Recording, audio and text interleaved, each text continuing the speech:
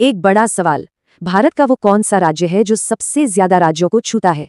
अगर एरिया की बात करें तो यूपी भारत का चौथा सबसे बड़ा राज्य है। मतलब भारत के कुल एरिया का 7.33% हिस्सा। और जिले पूरे 75, देश में किसी भी और राज्य से सबसे ज्यादा। अब आती है सबसे दिलचस्प बात, इसकी सीमाएं। इस मामले में यूपी का कोई जवाब नहीं। यूपी की सीमाएं कुल 9 पड़ोसियों से लगती हैं, 8 राज्य और 1 केंद्र शासित प्रदेश। उत्तर से पूर्व तक यूपी देश के एक बड़े हिस्से को जोड़ता है। सोचिए कितना जरूरी केंद्र है ये। अब बात करते हैं प्रदेश की कुछ खास जिलों की, जिनकी कहानी इन्हीं सीमाओं से जुड़ी है।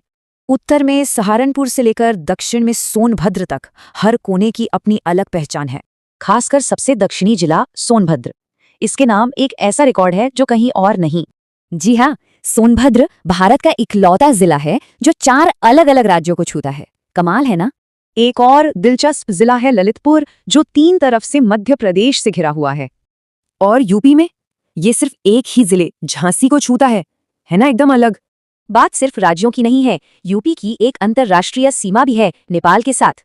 नेपाल से लगे 7 जिलों को पश्चिम से पूर्व तक याद रखने की ये एक मजेदार ट्रिक है।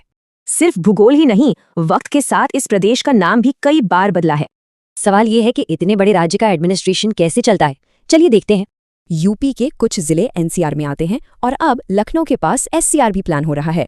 तो ये जो विशाल भूगोल है, इसी की वजह से यूपी कई मामलों में देश में नंबर 1 है। चाहे आबादी हो या खेती, रेलवे हो या बैंकिंग, यूपी का योगदान जबरदस्त है।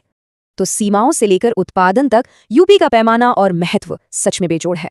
तो सवाल ये उठता है कि इतनी विशालता के साथ यूपी का भविष्य भारत को कैसे आकार देगा। अगर वीडियो अच्छा लगा हो, ऐसे ही इंटरेस्टिंग टॉपिक सब्सक्राइब करें